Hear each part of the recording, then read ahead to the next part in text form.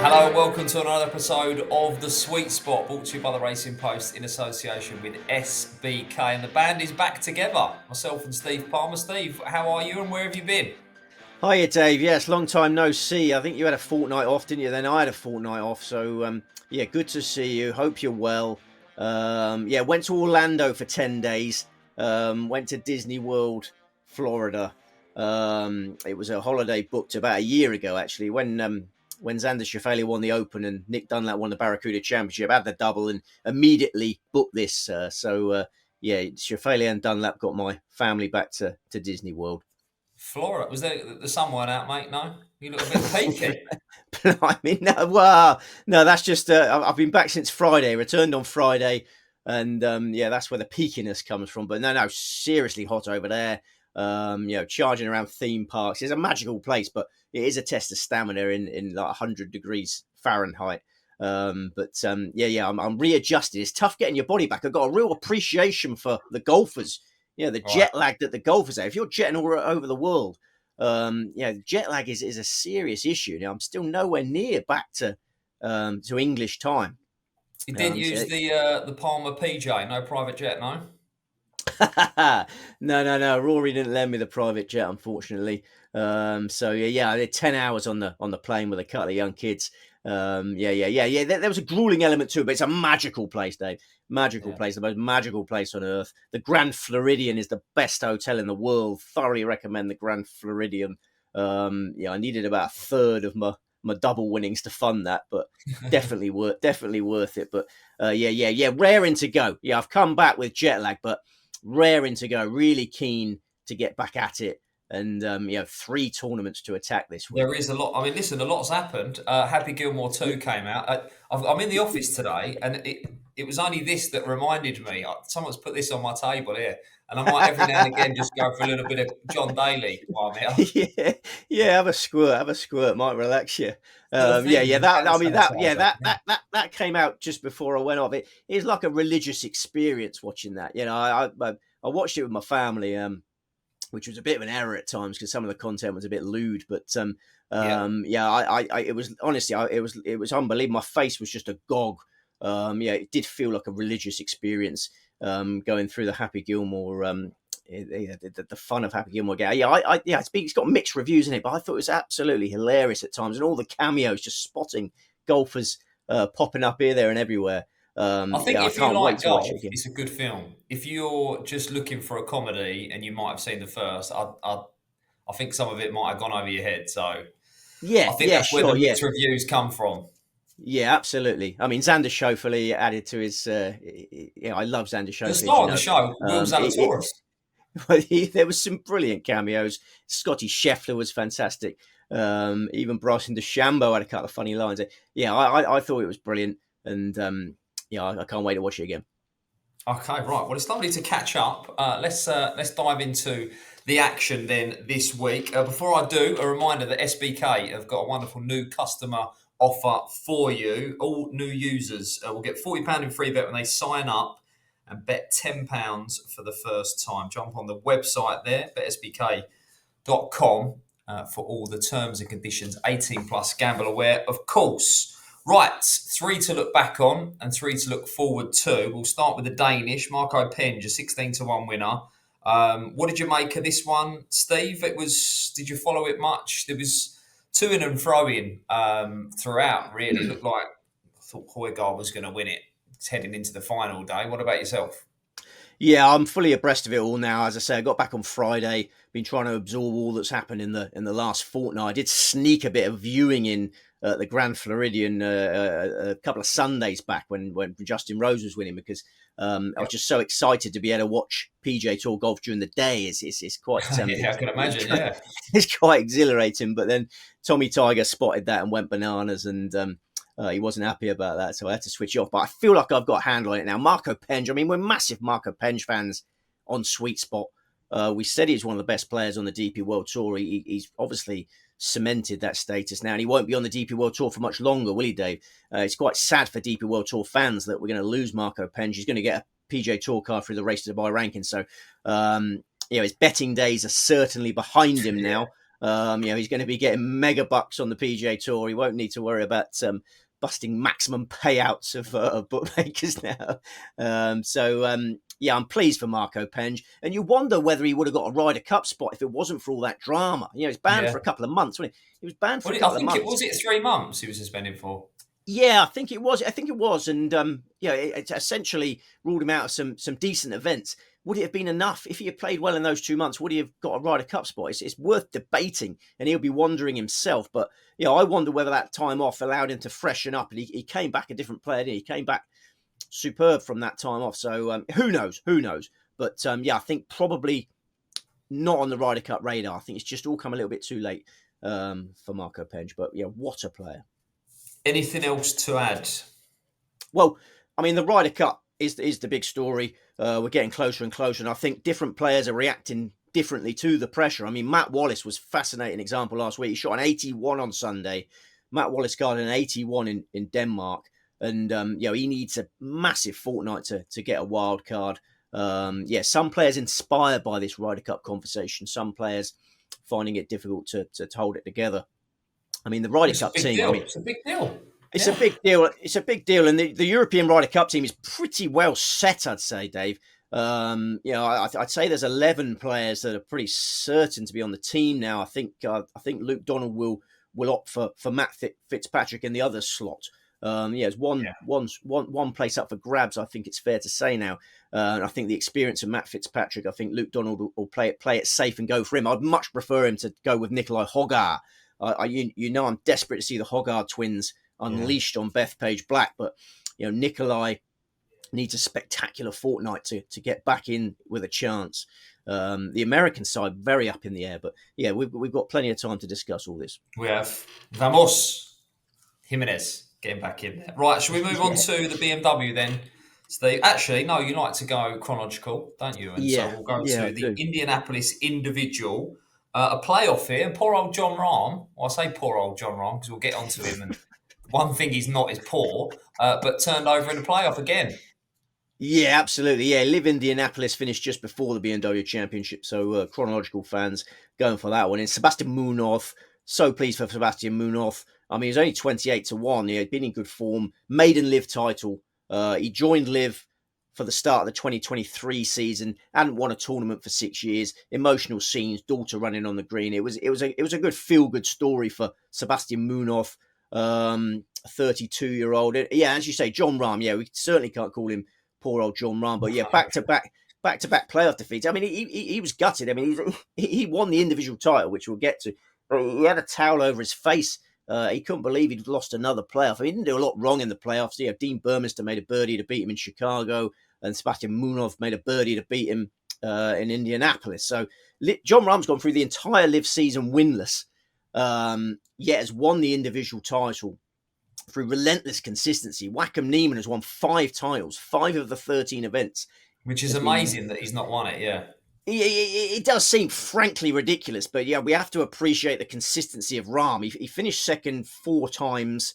He only finished outside the top 10 once. That was when he finished 11th in LIV Dallas. So, we've seen with the PGA Tour how difficult it is to identify a season-long number one if you want to provide a bit of drama. I mean, we all know Wacom Neiman was the best player on LIV. We all know Scottie Scheffler's the best player on the PGA Tour, but the bigwigs want some drama, and if you add drama into the mix, it gets complicated. And the LIV circuit's been getting loads of ridicule for the fact Neiman didn't win the individual title. If Scottie Scheffler doesn't win the Tour Championship this week, which is odds on, then the ridicule will switch. If Jacob Bridgman is parading the FedEx Cup on Sunday, though, the ridicule will quickly switch from LIV to PGA Tour. It will indeed. And just where are we rating the winner at the moment? Sebastian Munoz. A tidy player, always been a sharp short game. Really brave the way he played those closing holes. He was 2 shots behind with 2 holes to play. Birdie. You've got to doff caps. He's not a player. He's a limited player, but he's a richer man than you or I, Dave. And as you say, textbook. I mean, have you even won a golf tournament if your wife and child are not running on the green on the 18th? They shouldn't even give you the trophy if that doesn't happen. There were touching scenes there, Dave. I mean, one of the highlights was Maito Pereira high-fiving this young kid. Munoz, his daughter, very young, but he went to the daughter before he went to Munoz. I thought that was a nice touch. Heartwarming scenes if Live Golf can provide us with that. Yeah. I'll come to how angry I was that I had to watch that on the telly. We got a Live preview coming up, and I'll explain how you now have to pay for the honour of watching Live on your phone, as I discovered on Sunday, which I'm pretty angry about.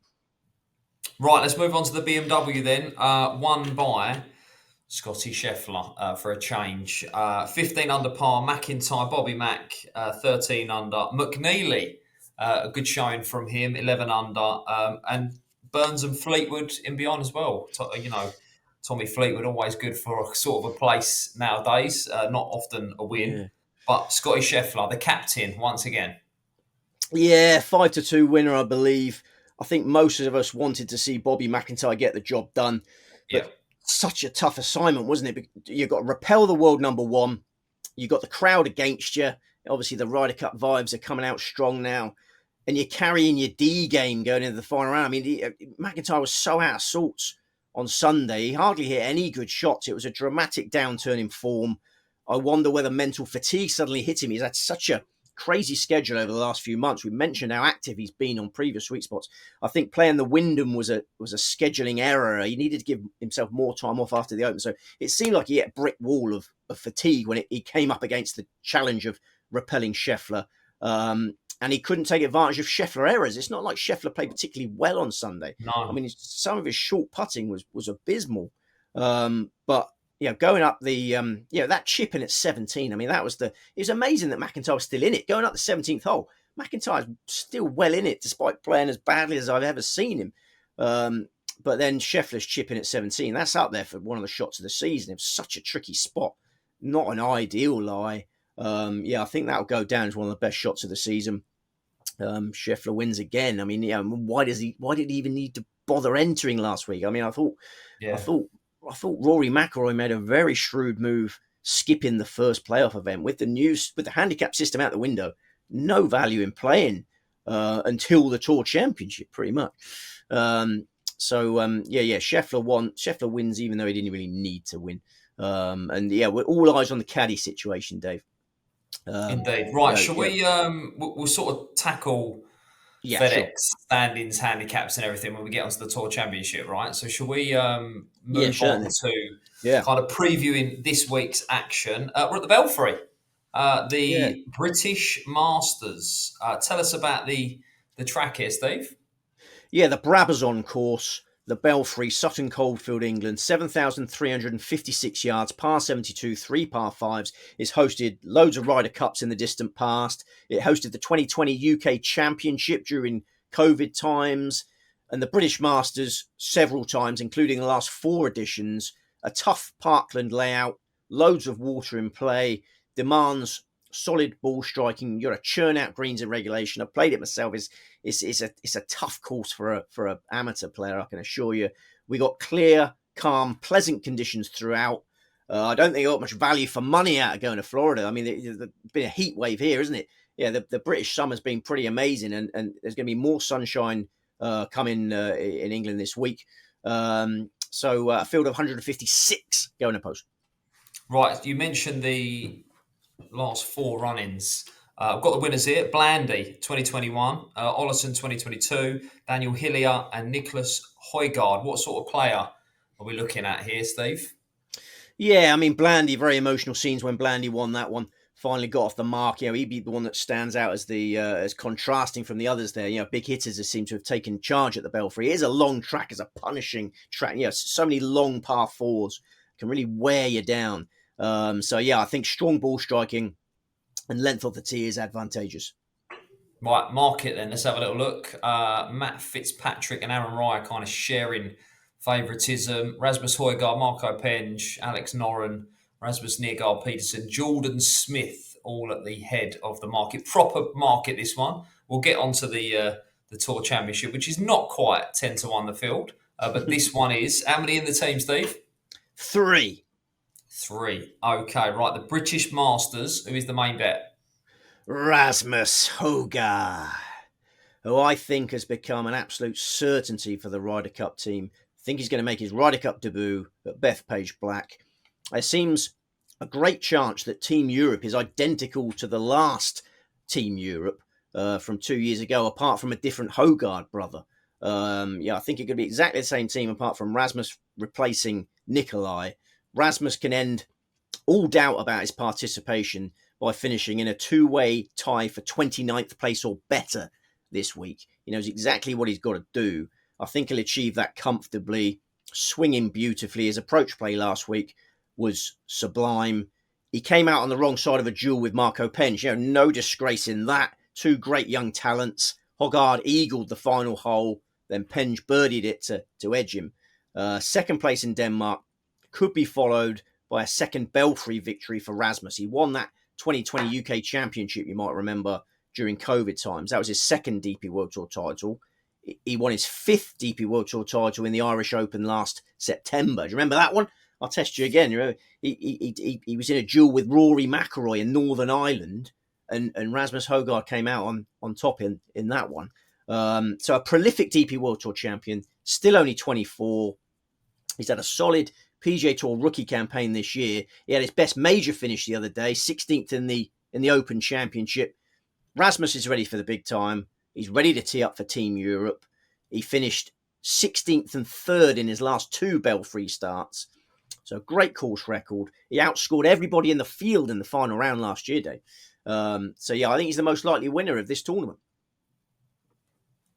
I like it. Did you, your very able deputy, James Mason, stepped in last week. Even he slipped in her, you may remember. I was thinking, where am I? No, I'm glad he was testing you, Dave. Yeah, there must be something in that brain box. Yeah, well, one day we'll find it, one day. Right, that's the main bet then. Who's the next best? Rasmus Højgaard Peterson. Will we get a Rasmus 1-2 this week, Dave? I think it's entirely feasible. This Ryder Cup has come too soon for Højgaard Peterson, but I fully expect him to be on the team in a couple of years' time. Rock solid ball striker, 3-time winner on the Challenge Tour last year, regular DP World Tour contender since then, a 26-year-old. Surely he'll make his breakthrough soon. Runner-up in the Qatar Masters in February, runner-up in the Puerto Rico Open on the PGA Tour in March, finished 12th in the US Open in June. Magnificent effort. 3 of his last 4 starts have yielded a top 20 finish. The latest was 16th place in Denmark on Sunday. He's got the ideal game for the Belfry. He finished 57th in his only previous start here. That was in 2023. He was outside the world's top 1,000 at the time, had no experience. Now inside the world's top 100, chasing a PGA Tour card.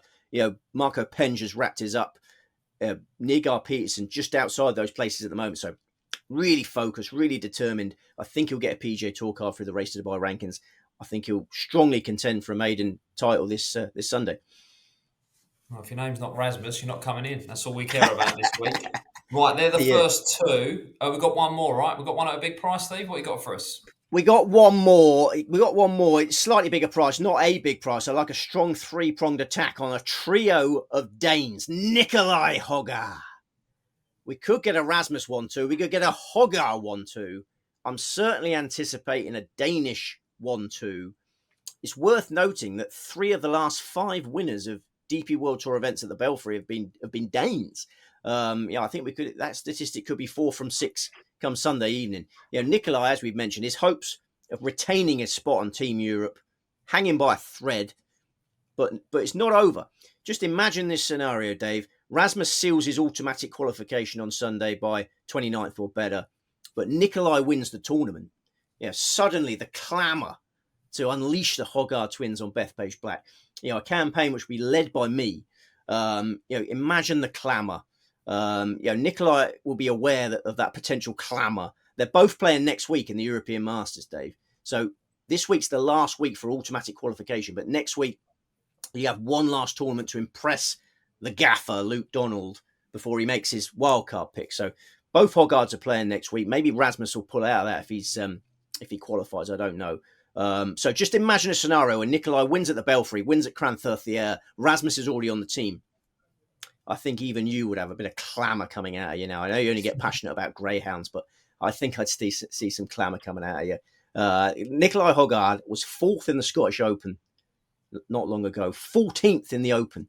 Both of the Hoggards had a really solid Open campaign. 34th last week was disappointing in his homeland, but the Belfry suits him much better than last week's course did. Power counts for plenty at the Belfry.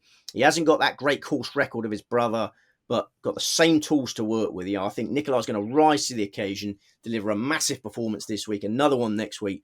They'll just spur each other on. I think, it's almost a related contingency this week, Dave. Bookmakers are always loving the idea of throwing a related contingency in when I think you're going to get the three of them coupled at any stage, yeah. But I mean, they could be spurring each other on. If Rasmus sees Nikolai on the leaderboard and vice versa, then I think they'll egg each other on. I think the Danes are going to dominate this tournament. I like that. The power means plenty at the Belfry. Well, there we go. 3 Danes, hopefully to bring home the bacon for Steve there. Anyone else on the radar? Well, I mean, we have to discuss the 2 favourites. Has Aaron Wright popped his head into favouritism now? He's been well fancied. I understand. I understand why people like him. He's only played once at the Belfry competitively. He finished 15th in that UK Championship. I think he'd be there or thereabouts again. But the weather forecast is good. I think a more dynamic driver will leave Aaron Wright behind. And Matt Fitzpatrick again. I think both those favourites are poor value. I say Fitzpatrick has probably done enough to get in the team now, unless Nikolai Hogard has a fantastic fortnight. But he's never competed at the Belfry before, Matt Fitzpatrick. So I could easily leave him alone at those odds, which is a bit surprising. Yeah. No, I can leave those 2 alone and then get stuck into the Danes. Right, the Danes. Okay, shall we go to the Tour Championship then, Steve? Yes, sir. Right, so we're looking at $10 million to the winner, $40 million purse, so big bucks, but it's all change here. Previously, 10 under par, whoever topped the pile and so forth, and handicap. And in recent years, it has been a bit, dare I say, dull and boring.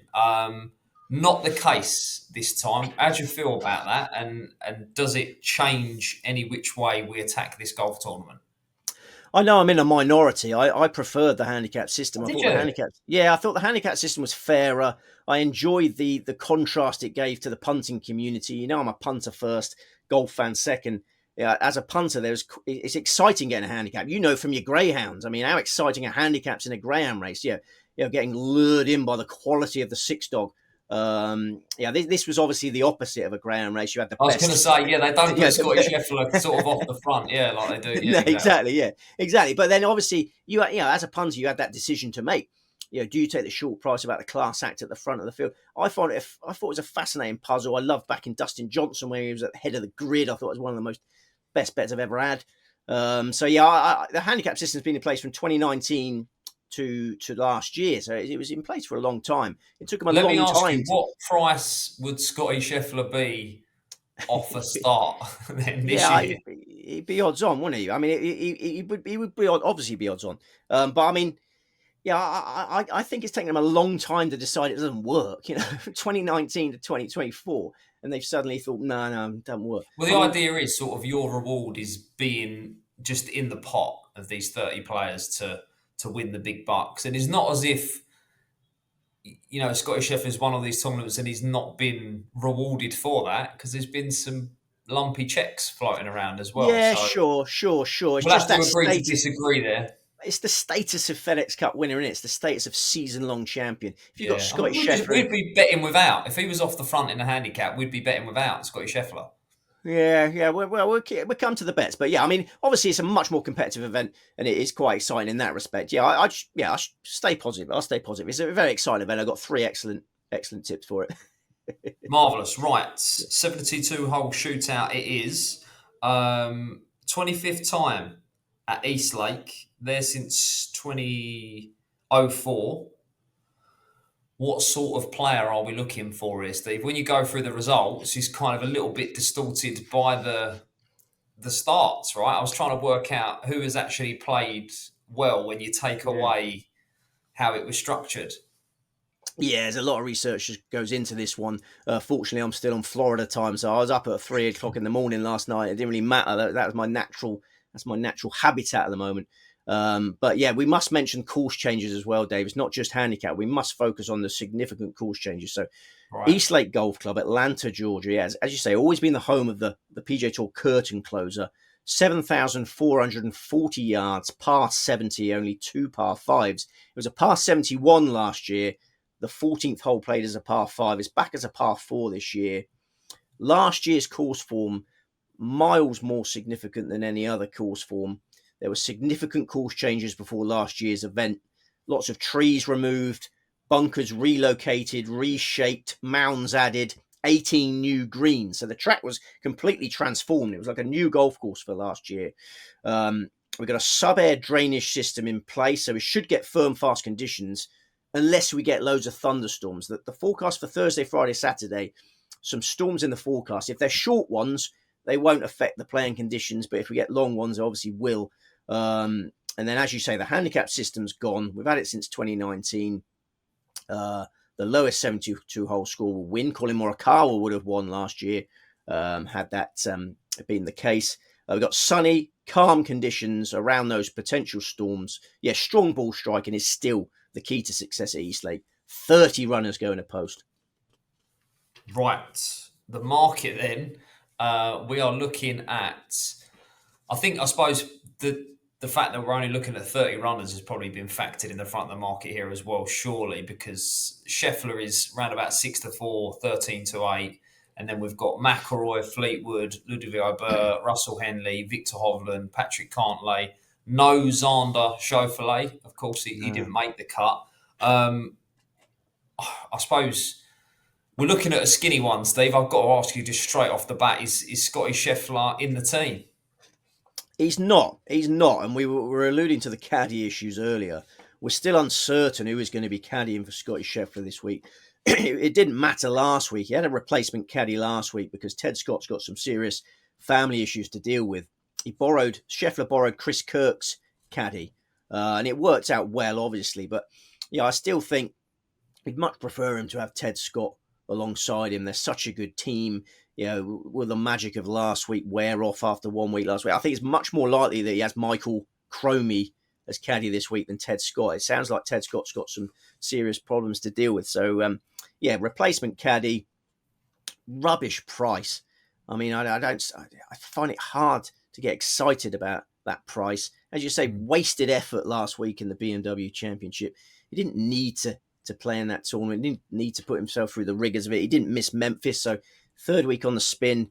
I can definitely live without Scheffler. I mean, it's 13-8 top price. It just doesn't do it for me. Generally sort of 6-4, 13-8. Well, listen, I mean, I can take the rest of the week off. If he's short of a caddy, what I think they're going at about somewhere between 7 and 10% of the winning purse. This is the week to caddy for someone. Yeah. Well, last week's caddy comes in and wins $360,000 because of 3.6 million winners check. So yeah, last week's caddy, it's the biggest win he's ever had. Chris Kirk's never furnished him with $360,000. So yeah, last week's caddy was cock a hoop. But I think it's also worth mentioning how the unfairness that we've alluded to already could eat away at Scheffler this week. I get that. Yeah. You know what I mean? If he starts getting behind, if he notices Jacob Bridgman, I keep going on about poor Jacob Bridgman. If he notices Jacob Bridgman's going to win the FedEx Cup, and he'll be saying, I should have had a 10-shot lead on this clown. Yeah. Yeah, exactly. And I think that unfairness can eat away at him. He's a fiery character, so I think he's got a tough temperament test this week. I think Wacom Neiman is probably already been eaten away. We may not see Wacom Neiman this week in the team championship because he's been eaten away by this unfairness bug. $18 million bonus check. Wacom Neiman was denied last week. $18 million bonus check. I know he's not struggling for a few bob, but that's got to eat away at Neiman. I think Scheffler has got issues this week. He should have at least a 2-shot head start. I even thought that wasn't enough given the season he had last year. He's won. He's undisputed season-long number one on the PGA Tour, and he's not even getting a head start. So I think he's got issues. I prefer McIlroy at the prices, but I'm not tipping either of them. Right, that's good. I like that. So we're going a little bit further down the market. How many in the team? 3, another 3. Okay, right. Who is the main selection then for the Tour Championship? Ludwig Aubert. Never, never turn your back on Ludwig Aubert. He's coming to the ball nicely, Dave. 8th in the Scottish Open, 23rd in the Open, 9th in the St. Jude Championship, 7th in the BMW Championship. This is a Rolls Royce of a golfer, slipping into top gear for Eastlake. He made his Eastlake debut last year. I think that's an advantage. No memories of the old course cluttering his mind, you know. He just knows Eastlake as it is now. He was the 19th best scorer last year. He carded 4 pretty humdrum rounds, but carrying an ice-cold putter all week. Didn't hole anything. From tee to green, this course really suits him. He's always been an exceptional driver. His iron play's gone up a level recently during this form revival. He was rolling his Rockwell on in the BMW last week. So everything's coming together for Ludwig. I think his second PGA Tour title of 2025 is coming on Sunday. You remember the Genesis Invitation in February. Glorious scenes. He beat an elite field signature event. I think he's going to beat another elite field this week and bolster an already eye-catching record in Georgia, Dave. You must have noticed how well he does in Georgia. His maiden PGA Tour title came in Georgia, the 2023 RSM Classic. He nearly won the Masters on debut in Georgia last year. He nearly won the Masters in Georgia this year. You know, that 7th place finish certainly does not flatter him. He had a triple bogey on the final hole. Looked the most likely winner, teeing off on 16. So I think Aberg's price is full of juice this week in the peach state, as I like to call it. The peach. Okay, but he's generally sort of 4th in the market. So I hear that. Right, here's the main pick then. 2 more to come. Who else in the team? Russell Henley, a Georgia boy who is not getting enough respect in his home state this week. 5-time PGA Tour champion. He won a signature event in March at Bay Hill. His form figures in the last 2 US Opens are 7-10. His form figures in the last 2 Opens are 5-10. He is world number 4. He's finished in the top 20 in his last 6 events, including 2nd spot in the Travelers Championship. He made his debut for America in last year's President's Cup, and on Sunday, he secured automatic qualification for the Ryder Cup team. He must be walking on air at the moment. He was 12th and 3rd in his first 2 Eastlake starts. He was the 13th best 72-hole scorer on his 3rd Eastlake appearance in 2023. And then last year, the 4th best scorer in the field. He carded rounds of 67, 71, 67, 62. That 62 is the best round anyone achieved on the new Eastlake last year. So Henley loves the course. In the form of his life. He's won in Georgia before. He's had home state glory before. In 2011, it kickstarted his career winning in Georgia. He won his first Corn Ferry Tour event. He's won 3 times on the Corn Ferry Tour. First one in 2011 in Georgia. So 14 years later, on the brink of a Ryder Cup debut, walking taller than ever, I think he can win in Georgia again. I like that. So we talk about the big check swagger. We're talking about a Ryder Cup swagger this week. Yeah, I mean, it must have been a great relief for Russell to secure automatic qualification. You're on first name terms with him, yeah? yeah. Me and Russ are tight. I mean, it must feel great, doesn't it? 'Cause, there's a lot of Ryder Cup conversation. Those that have already got their place secured can be a little bit more relaxed about life. Right, one more in the team. Who is it? It is Sam Burns, another lad who relishes competition in this part of the world. He's from the deep south. He won in Georgia on the Corn Ferry Tour, like Henley. Burns won on the Corn Ferry Tour in 2018 in Georgia. He's won in Mississippi on the PGA Tour. He's won twice in Texas on the PGA Tour. Loves teeing up in this part of the world. Maybe an overdue 6th PGA Tour title is coming for Burns on Sunday. From the Masters onwards this year, he's been really impressive. He was 5th in the Byron Nelson, 19th in the USPGA, a playoff loser in the Canadian Open, an unlucky 7th in the US Open. We mentioned Aberg's 7th place in the Masters is unflattering. Burns' 7th place in the US Open is seriously unflattering. You must remember that tough referee ruling he had, a key moment in the final round, that casual water. He was robbed by the referee, really. He had to play out of what looked like casual water. So 7th place in the US Open, great effort. 4th spot last week in the BMW. Another excellent effort from Burns. Burns, brilliant in last year's FedEx Cup playoffs. He was one of the stars of the FedEx Cup playoffs. Looks like he's finishing with a wet sail again. He was the 4th best scorer in the 2023 Tour Championship, 13th best last year. I think he's going to get right in the mix. And final point, Dave, I think it's well worth noting how well he plays against Scotty Scheffler. I mean, Scheffler obviously dominating the market, the shortest price favourite we've seen in a while. Burns plays really well against Scheffler. He beat Scheffler in a playoff in the 2022 Colonial. He beat Scheffler in the semi-finals of the 2023 WGC Match Play. Yeah, they're good friends. Yeah, Burns is not intimidated by Scotty Scheffler like many are. Yeah, maybe Robert McIntyre was a bit intimidated on Sunday. Sam Burns doesn't have that intimidation. Burns is probably one of the few players that Scheffler wouldn't get angry about lifting the FedEx Cup this week. He wouldn't mind seeing his friend win the Cup. But yeah, Russell Henley might be another one that Scheffler wouldn't get wound up about. You remember Russell Henley and Scotty Scheffler in last year's President's Cup? They were surprise partners, got like a house on fire. I think Burns plays well against Scheffler. That's the point I'm rambling away. Well, I'm not sure, Scotty Scheffler being not angry about not winning $10 million. No. You'd have to be real tight friends, I think, for that. But an interesting point. Yeah. Listen, if someone's going to win this golf tournament that's not called Scotty Scheffler, they might have to go toe-to-toe with him in the final round on Sunday. Absolutely, yeah. That's the point I was trying to make. Much more clarity from you. I'm rambling away with jet lag. But, yeah, I mean, if Sam Burns is in the final 2-ball with Scheffler, I think he'll perform much better than Robert McIntyre did on Sunday in the final 2-ball alongside Scheffler. And I feel the same about Russell Henley in a funny sort of way.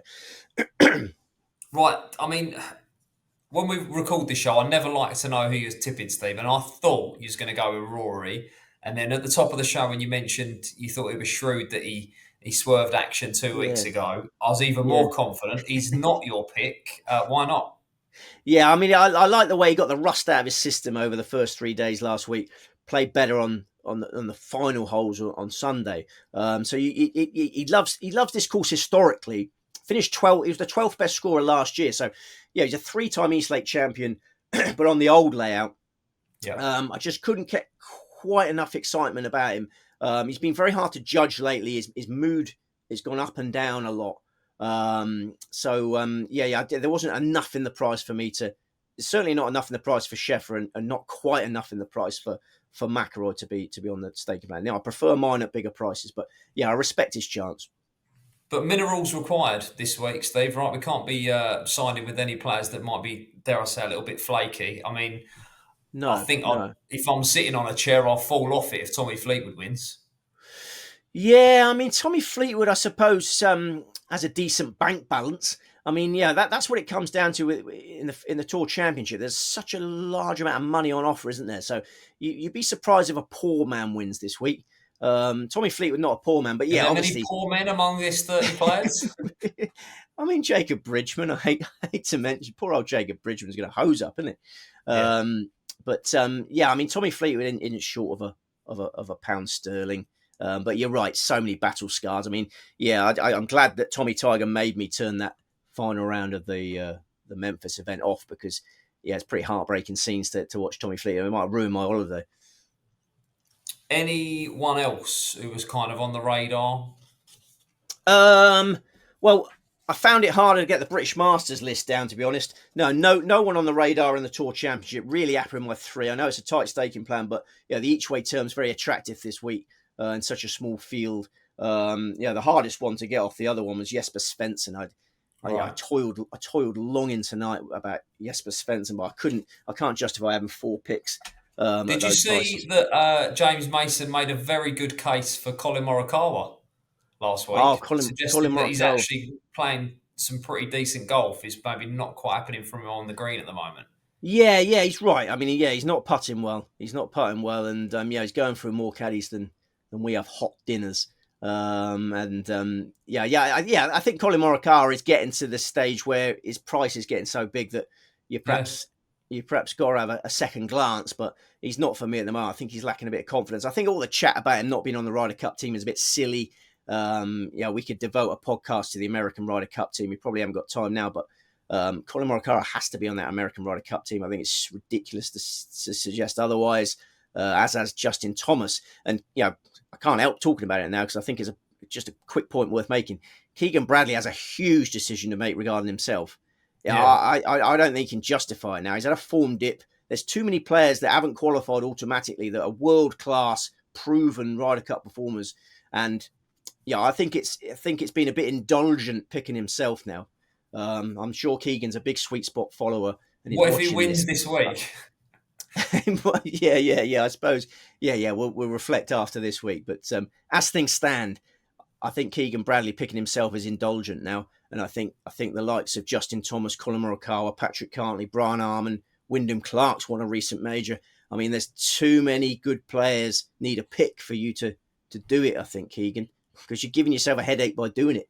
I hope you do it because I'm obviously a Team Europe man. I think it'd be a mistake to pick himself. Oh, you're just talking directly to him, then, Steve. Maybe Ben, the producer, can clip that, put it on socials, and we'll tag in Keegan Bradley and see if he responds. We don't get on well.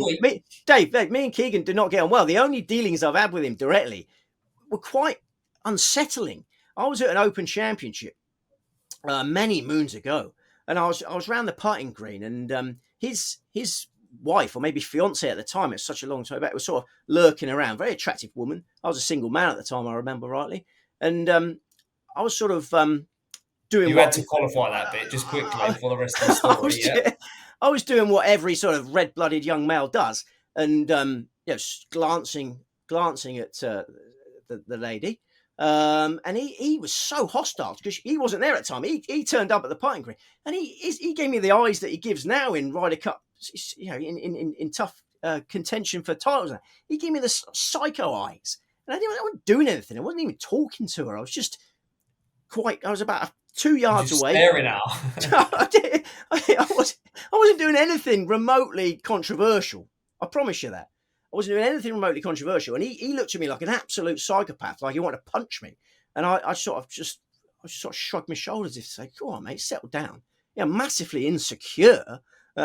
So my dealings with Keegan Bradley haven't gone well in the past. And he obviously saw you as a threat, Steve. A fine specimen of a man around the putting green. Yeah, I think that may have been it. But he won't listen to me. But he shouldn't be picking himself. Oh God! I just imagined it in some weird world in which he remembers that incident. Right, as ever, our friends at SBK like to give you a 20% winnings boost on a tournament each week. So you can follow Steve in, make your own picks. If you find the winner, you will get a 20% boost with SBK, and it is on the Tour Championship this week. So there are Steve's three selections. If you want to follow in, you'll get a little Brucey bonus on top there. 20% terms and conditions apply on the site. Right, should we move on, Steve, to the livers? Now, I'll say it quietly because I think they're in the same building as us now, Liv Golf. They're the floor below, aren't they? Floor below. It's the Michigan match play. I mean, well, no, it's I'm not. not massively invested in this, but we could have gone chronologically officially on Wednesday. This one starts with the play-in. I know. I do need to discuss this for chronological order purists. It is called the LIV Team Championship. I mean, you can call it what you like because it's sort of a crazy event, but it's the LIV Team Championship in Michigan. And I will address your point immediately for chronological order purists because I know we're going to offend chronological order purists by putting this one last. An easily offended bunch, yeah. Yeah, there's hordes of them out there, isn't there? But there is a play-in. This is what the LIV guys are calling it, a play-in. Not a playoff, a play-in on Wednesday between the two lowest ranked teams in the LIV team standings. So we've got 13 teams currently, 13 teams of 4 currently in the LIV Team Championship, but one of them has to be eliminated immediately. So Majestics and Ironheads will be in a play-in on Wednesday. Match play contest, 2 singles, 1 foursomes contest.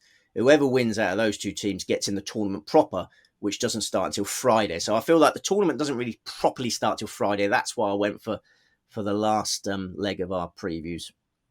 Right, okay, we've got like the eliminator, match play, stroke play, quarterfinals Friday, semi-finals on Saturday, and they're both match play, and the stroke play final is on Sunday. Listen, I'm going to be real, Steve. I don't care too much for it unless you're going to make a really strong case for some sort of bet here. Sure. No, I'll just cement those details because it is very confusing. So you have the Are they play in. right to start with? No, Was that no, no. right? They are right. They are right. But I think punters will want to know that that match play format is the same for the play in as it is for the quarterfinals and semi-finals. So you'll have Right. 12 teams left after the play in, and then you'll have 6 quarterfinals on Friday. So 2 singles matches, 1 foursomes match. The top seeds get to pick their opponents in the quarterfinals. So the top Oh, seeds, I like that. Yeah, I didn't miss that bit. I like that. yeah, the top seeds can choose their opponents, and an added advantage for the seeds is that they also can pick the lineup. So the lesser seeded team has to declare their lineup, who's playing in the singles, who's playing in the foursomes, and then Right. the higher seeded team gets to pick who plays against that order. So there are advantages to being a seeded team, a top seed, and then we got on semi-final day you'll have sorry, you'll have 6 quarterfinals Friday. They have 3 semi-finals. It seems weird, 3 semi-finals, and then as you say on the final, it's stroke play. 3 teams left on Sunday. So this is a format change. This is why I'm lingering on it, because it's different to previous LIV Team Championships. We've had a LIV Team Championship every year of LIV, but there's been different formats, different courses. We had 2022 was at Doral, 2023 was at Doral, 2024 was at Maridoe in Texas. So we've got a new venue this week. We're at the Cardinal at St. John's, Michigan. 6,980 yards, par 70, only 2 par 5s. So new course, new format. Previously the 4 seeded teams went straight to the semi-finals, only had to play 2 days. This time, the top teams play Friday, Saturday, and Sunday. Live on ITVX, Dave. Not free on the Live Golf Plus app. As I alluded to earlier, I was disgusted on Sunday when I found that out, because I like watching the Live stuff on the phone while I'm watching the PGA Tour on the TV. It's No, like the I do the same. ultimate. How much was it to buy? It's £29.99 for a yearly subscription, All right, okay. which I is thought, Jesus, which. for the week then. Well, no, that's decent value, and then it's Yeah. $8.99 for each individual event. So that's the horror story. I mean, if you just wanted to live Indianapolis, $8.99. So yeah, I mean, it's obviously not a lot, but But it's on ITVX, right? I it's can on watch it on ITVX. Yeah. It's on ITVX, but obviously then unless you've got 2 TVs on the go, you can't watch PGA Tour and Live at the same time. So it's created a bit of a conundrum. The Saudis obviously running out of money. Then someone needs Yeah, to pay clearly, yeah. for John Rahm's millions. There it is. There it is. I mean, I'm not paying a yearly subscription just with one event left this season. I'll perhaps do that next season. Sunny and warm conditions throughout. Calm for Wednesday and Friday. Moderate breezes for the weekend. So yeah, fascinating tournament, and I've only got one selection, Dave. Well, listen, if anyone from the floor below is watching, I'm buzzing for it. Really looking forward to it. Yeah. I've been waiting for this all season, Steve, this climax. Let's give you the show. You're looking for The some free market merch, leaders. aren't you? We need some free Well, why Live not? merch Yeah, from I'm all for it. I can be bought. It's not a problem. Legion 13, market leaders, the Crushers, the Fireballs, Talk, Four Aces, Stinger, Ripper, Smash, Range Goats. The list goes on. Just quickly, Steve, have you got a favourite team name? um no, I'm not sure. I'm not sure. Range Obviously, Goats. I like. range Yeah. goats always is worth a titter, isn't it? The Ironheads and the Majestics are the outsiders here as well. Yeah, sure. Well, they're obviously contesting their big play-in, as they call it, on Wednesday. Yes, yeah. If you're tuning into the play-in on Wednesday, then you're a huge Live fan. If you're tuning in, you've probably paid the $8.99 or whatever it was. You're just trying to get your money's worth, I think. Right, who's Yeah. the pick then? We've only got one team that we need to be back in here. Talk to me. Yeah, only one selection, keeping it simple. I mean, you mentioned the order of the betting there. I think it's ridiculous how close the narrow favourites are over the second favourites. Crushers are contesting favouritism with Legion 13. I think Legion 13 should have a huge gap between themselves and the Crushers. They're the top seeds. Legion 13, the top seeds, the best team by a significant margin for me, much more so than the market suggests. They've won 4 of the 13 team events this season. Obviously, there's a team event running with every live event. That's more than any other team. That's with 2 youngsters who are still improving. Tom McKibbin, Caleb Surratt.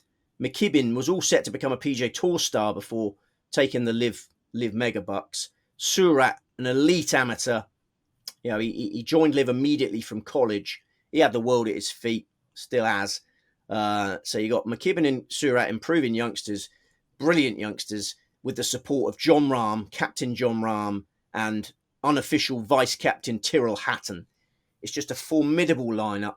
Rahm has been relentless, as we mentioned. You mentioned his consistency. He'll be very keen to end his live campaign on a high. Back-to-back playoff defeats in the individuals. He was gutted on Sunday, despite getting the $80 million bonus check. I think we'll see a ruthless performance from Rahm this week. He liked the idea of having the individual title and the team title. He shot 60 on Sunday, Dave. 11 under par round on Sunday. You look at how Legion 13 have peaked for this team championship. Rahm shot 60 on Sunday. Hatton shot 64. Surratt shot 64. McKibbin shot 67. So I think you can suggest that Legion 13 are ready to do plenty of damage in Michigan. As the top seeds, they'll get to pick their opponents. I think it's a great advantage, that, because it's not like you're just definitely going to pick whoever wins that play-in. I mean, if Ironheads win the play-in, then John Rahm will definitely choose to pick playing the Ironheads because their team is poor. If Majestics win the play-in, I don't think John Rahm will opt to play Majestics, not least because they would have had a day of experience on the course. I think he'll swerve Majestics. I think he'll pick high flyers. I think high flyers are looking vulnerable. So Legion 13, big opportunity. In every round they're going to get to pick their opponents because they're the top seeds. I think the price is great. I think the price is great, but I know you're keen on me being enthusiastic on this. I don't think you should go bananas, Dave. I don't think you should go bananas. I think the price is great, but you shouldn't go bananas. I think they're 2-1 chances, but you have to be aware of the danger of illness. You've got 4 men you need to keep fit here, Dave, for 3 days. All right? These are fit, healthy athletes. They'll be fine. These are fit, healthy athletes, Dave, but the human body is prone to going down. It doesn't matter how fit you are. Look at Roy Castle. One of the fittest men on the planet. I won't get hung up on Roy Castle, but Google it. Never smoked in his life. John Rahm's never smoked in his life or anything like that, has he? He's all right. So I must qualify my comments. It was disgusting what happened to Roy Castle. Never smoked in his life and got lung cancer. We're going back a long way. But John Rahm last year, LIV Team Championship, Saturday morning, went down with influenza, was replaced by John Catlin. This is the point I'm making. John Rahm got replaced by John Catlin. Legion 13 backers in turmoil. Just be aware of that. I think they're a great bet. I think there are 11-4 chances that should be 2-1. But you have to be aware before you go too bananas that illness could scupper you. There it is. Gamble responsibly, Dave. I'm happy to take that chance, though. We'll be all right. Yeah, and stick them in your multiples. I mean, I've had an each-way treble. Rasmus Hogar, Ludwig Aubert, Legion 13. I think it's a lovely each-way treble. I mean, they're just none of the other teams do it for me. I think Crushers are massively Are we in a place here, Steve, where some of these teams could be perhaps a little bit less motivated than others? Yeah. Since the majors have passed, you've seen Bryson DeChambeau's enthusiasm seems to have dipped a bit. He's keen on getting his equipment sorted out, it seems. He's got a Ryder Cup on the horizon. He's more interested in that, I think. Charles Howe and Anaban Lahiri are weak links. So you've got half the team of Crushers are weak links, and they're vying for favouritism. There's no weak links in Legion 13. Fireballs, I think, should be second favourites. I think Fireballs are the most dangerous ones. 4 aces. I think Fireballs and 4 aces may fill the places, but Legion 13 just outstanding candidates. Majestics could offer a little bit of value. They seem to be getting their act together a little bit at the old stages. It's one last hurrah for Majestics. I don't know if you were following last week, but Henrik Stenson relegated. Henrik Stenson has lost his live playing rights. So this is one last hurrah for the old stagers. Stenson, Lee Westwood, Ian Poulter, and Sam Horsfield. Majestics, they might steel themselves for one last hurrah. I think they'll win the play-in, and I think they could be the value outsiders to nick a place. But yeah, keep it simple. All eggs in one basket. Legion 13. I like it. And listen, I like the relegation as well. Like, if you want to just sign up for like a pension pot and a payday, you're still going to have to play good golf to stay there. So I like it. Yeah, absolutely. Yeah, I mean, it was pretty controversial last year. Brandon Grace got relegated, and then Stinger just signed him up immediately. Louis Oosthuizen wanted him back in his team. So it remains to be seen. But I think it's a different kettle of fish with Henrik Stenson. He was the captain of Majestics. It's a captain that's been relegated. Majestics in turmoil, but yeah, I think they'll have one last hurrah. Okay, right, let's have a roundup of the selections then. We'll go in chronological order. British Masters. Rasmus Højgaard, Rasmus Nygaard Peterson, Nikolai Højgaard. The Tour Championship. Ludwig Aubert, Russell Henley, Samuel Burns. And the Livers. Legion 13. Steve, it's been lovely to catch up. It's been a while. What you got coming up other than trying to recover from jet lag? Yeah, that's it. Just get the body clock sorted out. I mean, I'm not particularly bothered about my body clock, but it's the children's body clock. Staying up late, getting emotional late at night. They're all over the show. So yeah, get the body clock sorted out, because if they go back to school on this body clock, I know we've still got a few weeks left of the summer holiday. They're going to get in trouble with the headmaster. They'll be 2 hours late for school every day. So yeah, that's my main focus. Okay, lovely stuff. Just before you go, the viewers have not seen the T-shirt, have they? Just give us a glimpse of it. Oh yes, it's a beauty. Yeah. It's got all the characters on there. I went off Goofy a little bit, actually. I love all the characters, but Goofy, I almost had a fight with Goofy. Talk about fighting Keegan Bradley. I almost had a fight with Goofy because he was just my son wanted the autographs of the stars, so he was getting his autograph book filled in, and then Goofy wouldn't give the pen back. He was doing all this behind, really teasing Tommy Tiger with the pen for way too long, and it got to the stage where I was thinking, well, come on, Goofy, you don't give that back soon, there's going to be trouble. So yeah, I lost a bit of respect for Goofy. A bit of tomfoolery, but yeah, Mickey was a good lad. Minnie's very nice. Sorry, we need to wrap this up. We do need to wrap up. It's been a pleasure. You out there, thanks for watching. Do get involved, like, comment, and subscribe. Let us know if you care about what happens on the Where Are We Michigan this week. It's all about the Tour Championship. Are you for or against the handicaps? Get involved. Get in touch. Let us know in the comments and who you're backing this week. Are you with Steve? Are you against him? How you been getting on? We will be back next week, of course. Do remember to gamble responsibly. Enjoy the golf. We'll see you next time.